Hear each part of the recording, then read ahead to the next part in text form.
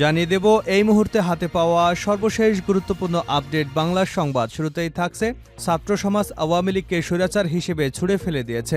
জামায়াতে ইসলামী ঢাকা মহানগরী দক্ষিণের আমির নুরুল ইসলাম বুলবুল বলেছেন, দেশের ছাত্র জনতা আওয়ামী লীগের রাজাকার বলিকে জাতীয় একটি গ্রহণযোগ্য উপাধি হিসেবে নিয়েছে। আওয়ামী লীগ এদেশের ছাত্র সমাজকে যখন রাজাকার বলেছে, তখন আওয়ামী লীগ ছাত্র জনতার সেন্টিমেন্ট অনুভব করতে পারেনি। এজন্য ছাত্র সমাজ রাজাকারকে অহংকারের প্রতীক হিসেবে গ্রহণ করেছে এবং আওয়ামী লীগকে স্বৈরাচার হিসেবে ছুঁড়ে ফেলে দিয়েছে। এবারে জানাবো শেরপুরের দুপক্ষের সংঘর্ষে নিহত এক। শহরের গৌরীপুরের খোয়ারপাড় এলাকাবাসীর মধ্যে সোমবার বিকেল থেকে দফায় দফায় সংঘর্ষ এবং লুটপাটের ঘটনা ঘটে। এ সময় সংঘর্ষে মিজানুর রহমান ৩৫ নামের একজনের মৃত্যু হয়। নিহতের খবর ছড়িয়ে গেলে মধ্যরাত পর্যন্ত চলে সংঘর্ষ। শহর জুড়ে থমথমে অবস্থা বিরাজ করছে। জানাবো ভারতের পতাকা নামিয়ে সাতরঙা পতাকা উড়ালো মণিপুরের শিক্ষার্থীরা। ভারতের উত্তর পূর্বাঞ্চলে মণিপুর রাজ্যের বিভিন্ন সরকারি ভবনে হামলা চালিয়েছে বিক্ষুব্ধ শিক্ষার্থীরা। সোমবার স্থানীয় সময় সকালের দিকে মণিপুরের রাজভবন এবং জেলা প্রশাসকের কার্যালয়ে হামলা চালায় তারা। এ সময় ডিসি অফিসে টানানো পতাকা নামিয়ে সাতরঙী একটি পতাকা উড়িয়েছেন তারা। এদিকে থানা হেফাজত থেকে যুবলীগ নেতার পলায়ন, ওসি সহ ৪ পুলিশ প্রত্যাহার।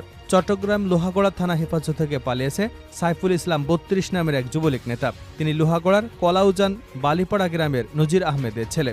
সোমবার সকাল ৮টার দিকে আটক করে থানা হেফাজতে হস্তান্তর করা হয় বলে জানান আরাফাত নামের ওই ব্যক্তি। পরবর্তীতে কৌশলে পুলিশের সহায়তায় থানা থেকে পলায়ন করেছেন, যার অভিযোগে ওসি সহ ৪ পুলিশ প্রত্যাহার করা হয়েছে। জানিয়ে দেব পুরোপুরি বন্ধ হয়ে গেল বড়পুকুরিয়া তাপবিদ্যুৎ কেন্দ্রের উৎপাদন। দিনাজপুরের বড়পুকুরিয়ার কয়লাভিত্তিক ৫২৫ মেগাওয়াট তাপবিদ্যুৎ কেন্দ্রের উৎপাদন পুরোপুরি বন্ধ হয়ে গেছে। সোমবার সন্ধ্যা ৬:৩০টায় যান্ত্রিক ত্রুটির কারণে এই বিদ্যুৎ কেন্দ্রের তৃতীয় ইউনিটের উৎপাদন বন্ধ হয়ে যায়। এবং সর্বশেষ জানাবো আন্তর্জাতিক সংবাদ। সিরিয়ায় ইসরায়েলি হত্যার শিকার অন্তত ১৬। সিরিয়ার মধ্যাঞ্চলে ইসরায়েলি ক্ষেপণাস্ত্র হামলায় অন্তত ১৬ জন নিহত হয়েছেন বলে দেশটির রাষ্ট্রায়ত্ত গণমাধ্যম দাবি করেছে। হামা প্রদেশের মাসিয়াব শহরের কাছে রোববার রাতে হামলাটি হয়। আহত হয়েছে আরও ৪৩ জন। স্থানীয় এক স্বাস্থ্য কর্মকর্তা জানিয়েছেন, ইসরায়েলি হামলায় অন্তত ৪৩ জনের মধ্যে কয়েকজনের অবস্থা সংকটজনক। হামলায় ব্যাপক ক্ষয়ক্ষতি এবং আগুন ধরে যায়। খবর সানাও আল জাজিরার। এতক্ষণ শিরোনাম শুনছিলেন, এবার বিস্তারিত। প্রিয় দর্শক, আপনি যদি এই চ্যানেলে নতুন হয়ে থাকেন, ভিডিওটি দেখতে দেখতে চ্যানেলটি সাবস্ক্রাইব করে আমাদের সঙ্গে থাকুন। আর এই ভিডিও সম্পর্কে আপনি আপনার মূল্যবান মতামতটি কমেন্ট বক্সে জানিয়ে দিন। আর হ্যাঁ প্রিয় দর্শক, জানিয়ে দিন ভিডিওটি কোথা থেকে দেখছেন। ছাত্র সমাজ আওয়ামী লীগকে স্বৈরাচার হিসেবে ছুড়ে ফেলেছে বুলবুল।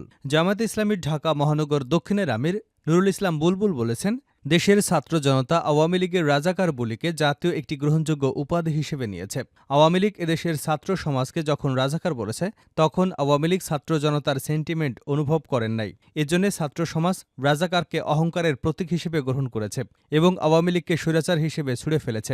সোমবার দুপুরে লক্ষ্মীপুরের এন আহমেদিয়া সরকারি প্রাথমিক বিদ্যালয় মাঠে জামায়াতে ইসলামীর লক্ষ্মীপুর জেলা শাখার উদ্যোগে আয়োজিত পথসভায় প্রধান অতিথির বক্তব্যে তিনি এসব কথা বলেন।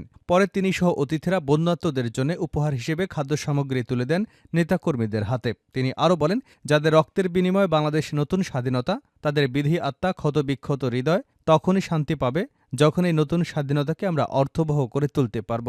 এখনও শকুনরা স্বাধীনোত্তর নতুন বাংলাদেশকে আবার চক্রান্তের বেড়াজালে নিয়ে যাবার ষড়যন্ত্র করছেন। সদা জাগ্রত থাকতে হবে। শেখ হাসিনা তার ফ্যাসিস্ট, যুবলীগ, ছাত্রলীগ, সন্ত্রাসী লীগ আনাচে কানাচে লুকিয়ে আছে। প্রশাসন ও রাষ্ট্রযন্ত্রের বিভিন্ন জায়গায় শেখ হাসিনার দোসরা, পরাজিত শক্তির দোসরা লুকিয়ে আছে। তাদেরকে চিহ্নিত করে অবিলম্বে বিচারের আওতায় নিয়ে আসতে হবে। কোনো চক্রান্তকে নতুন করে বাংলাদেশে বাস্তবায়ন করতে আমরা দেব না। আওয়ামী লীগ কত সন্ত্রাসী তৈরি করেছে। শুধুমাত্র লক্ষ্মীপুরের আওয়ামী লীগ, যুবলীগ, ছাত্রলীগ কাহিনী যদি লিখতে হয়, তাহলে শত শত খণ্ড তৈরি হবে। এক এক দিনের জন্য এক একটি বই রচনা করতে হবে। শেরপুরের দুপক্ষের সংঘর্ষে নিহত এক। শেরপুরের দুপক্ষের সংঘর্ষে একজন নিহত হয়েছেন, আহত হয়েছেন অন্তত ১০ জন। শহরের গৌরীপুর এবং খোয়ারপাড় এলাকাবাসীর মধ্যে সোমবার বিকেল থেকে দফায় দফায় সংঘর্ষ ও লুটপাটের ঘটনা ঘটেছে। এ সময় সংঘর্ষে মিজানুর রহমান ৩৫ নামের একজন নিহত হয়েছেন। এদিকে নিহতের খবর ছড়িয়ে গেলে মধ্যরাত পর্যন্ত চলে সংঘর্ষ। শহর জুড়ে থমথমে অবস্থা বিরাজ করছে। নিহত মিজান পেশা একজন ট্রলি চালক। সংঘর্ষের সময় ৫টি দোকানে লুটপাট চালায় দুর্বৃত্তরা। পরে পুলিশ ও সেনাবাহিনী ঘটনাস্থলে গিয়ে পরিস্থিতি নিয়ন্ত্রণে আনেন। স্থানীয়রা জানান, গৌরীপুর মহল্লা এবং খোয়ারপাড় এলাকার শাপলা চত্বরে দুই দল কিশোর কথা কাটাকাটিকে কেন্দ্র করে দুই মহল্লা লোকজন সংঘর্ষে জড়িয়ে পড়েন। রাত ১০:৩০টার দিকে বাসিন্দারা মাইকে ঘোষণা দিয়ে সংঘর্ষে জড়ায়। দুপক্ষের মধ্যে দেশীয় অস্ত্র নিয়ে ধাওয়া পাল্টা ধাওয়া সংঘর্ষের ঘটনা ঘটনা ঘটে। শেরপুর সদর থানার ভারপ্রাপ্ত কর্মকর্তা মোহাম্মদ জাহাঙ্গীর আলম বলেন, পরিস্থিতি শান্ত করার জন্য আমাদের ফোর্স কাজ করছে। ভারতের পতাকা নামিয়ে সাতরঙা পতাকা উড়ালো মণিপুরের শিক্ষার্থীরা। ভারতের উত্তর পূর্বাঞ্চলে মণিপুর রাজ্যে বিভিন্ন সরকারি ভবনে হামলা চালিয়েছে বিক্ষুব্ধ শিক্ষার্থীরা। সোমবার স্থানীয় সময় সকালের দিকে মণিপুরের রাজভবন এবং জেলা প্রশাসকের কার্যালয়ে হামলা চালায় তারা।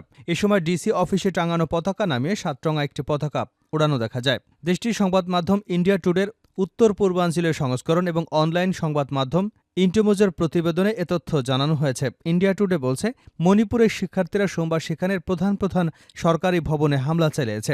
শিক্ষার্থীদের এই বিক্ষোভ তীব্র আকার ধারণ করেছে। ক্ষুব্ধ শিক্ষার্থীরা রাজভবন এবং থৈবালে জেলা প্রশাসকের কার্যালয়ে হামলা চালিয়েছে। এর আগে রাজ্যের নিরাপত্তা ব্যবস্থার বড় ধরনের পরিবর্তনের দাবিতে রাজধানীর ইম্ফলের রাস্তায় নেমে আসে হাজার হাজার শিক্ষার্থী। এ সময় তারা রাজ্যের নিরাপত্তা নিশ্চিতে সরকারি প্রশাসন ব্যর্থ হয়েছে বলে অভিযোগ করেন। বিক্ষোভকারী শিক্ষার্থীরা রাজ্যের বর্তমান নিরাপত্তা উপদেষ্টাকে অপসারণ, মণিপুরে শান্তি ফেরাতে রাজ্য সরকারের হাতে সর্বোচ্চ ক্ষমতা দেওয়ার জন্য কেন্দ্রীয় সরকারের প্রতি দাবি জানিয়েছেন। বিক্ষোভকারীরা বলছে, চলমান সংকটে আরও ভালোভাবে মোকাবেলা করবার জন্য নিরাপত্তা অভিযানের দায়িত্ব স্থানীয় কর্তৃপক্ষের নেওয়া উচিত।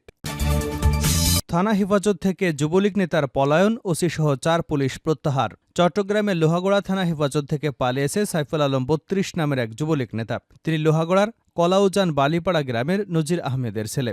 তাকে সোমবার সকাল 8:30টার দিকে আটক করে থানায় হস্তান্তর করা হয় বলে জানান মোহাম্মদ আরাফাত নামের এক ব্যক্তি। এ ঘটনায় লোহাগড়া থানার অফিসার ইনচার্জ মোহাম্মদ রাশিদুল ইসলাম, duty officer Amir Hossain, SI Nasima আক্তারকে ও সেন্ট্রি কনস্টেবল মোহাম্মদ এনামুল হককে প্রত্যাহার করে চট্টগ্রাম পুলিশ লাইনসে সংযুক্ত করা হয়েছে। জানা গেছে, স্থানীয় আরাফাত, জসিম এবং মুজিব যুবলীগ নেতা সাইফুলকে সকালে উপজেলার পশ্চিম কলাউজান বাংলাবাজার বাহাদুরপাড়া গ্রামের আব্দুল আলিমের বাড়ি থেকে ধরে ওসির সঙ্গে কথা বলে থানায় ডিউটি অফিসারের কাছে হস্তান্তর করেন। তাকে ডিউটি অফিসারের রুমে বসিয়ে রাখা হয়। পরে সেখান থেকে তিনি পালিয়ে যান। আরাফাত অভিযোগ করে বলেন, সাইফুল স্বৈরাচারী সরকারের দোসর ও দালাল। তার অত্যাচারে এলাকার মানুষ অতিষ্ঠ ছিল। তার বিরুদ্ধে একাধিক মামলা এবং ওয়ারেন্ট রয়েছে। আমরা ধরে পুলিশের কাছে হস্তান্তর করি, কিন্তু থানা হেফাজত থেকে পুলিশের সহযোগিতায় সাইফুল পালিয়েছে। সাতকানিয়া সার্কেলের অতিরিক্ত পুলিশ সুপার শিবলি নোমান বলেন, স্থানীয়রা যুবলীগ নেতা সাইফুলকে ধরে থানায় হস্তান্তর করে। সে কৌশলে থানা থেকে পালিয়ে গেছে। তাকে গ্রেপ্তার করতে পুলিশের একাধিক টিম মাঠে কাজ করছে। এ বিষয়ে ঊর্ধ্বতন কর্তৃপক্ষকে জানানো হয়েছে। দায়িত্বে অবহেলায় ওসিসহ 4 পুলিশ সদস্যকে প্রত্যাহার করা হয়েছে। ঘটনা তদন্ত করে তাদের বিরুদ্ধে ব্যবস্থা নেওয়া হবে বলে জানা গেছে। পুরোপুরি বন্ধ হয়ে গেল বড়পুকুরিয়া তাপবিদ্যুৎ কেন্দ্রের উৎপাদন। দিনাজপুরের বড়পুকুরিয়ার কয়লাভিত্তিক 525 মেগাওয়াট তাপবিদ্যুৎ কেন্দ্রের উৎপাদন পুরোপুরি বন্ধ হয়ে গেছে। আজ সোমবার সন্ধ্যা 6:30টায় যান্ত্রিক ত্রুটির কারণে এই বিদ্যুৎ কেন্দ্রের 3য় ইউনিটের উৎপাদন বন্ধ হয়। তাপবিদ্যুৎ কেন্দ্রটির 3টি ইউনিটের মধ্যে প্রথম এবং দ্বিতীয় ইউনিট বন্ধ থাকলেও সচল ছিল 3য় ইউনিট, যা থেকে প্রতিদিন 200 মেগাওয়াট বিদ্যুৎ উৎপাদিত হতো। এর আগে 1 মাস 6 দিন বন্ধ থাকার পর গত শুক্রবার বিকাল 5:17 থেকে এই উৎপাদন শুরু হয়, যা 2 দিন পরেই বন্ধ হয়ে গেল।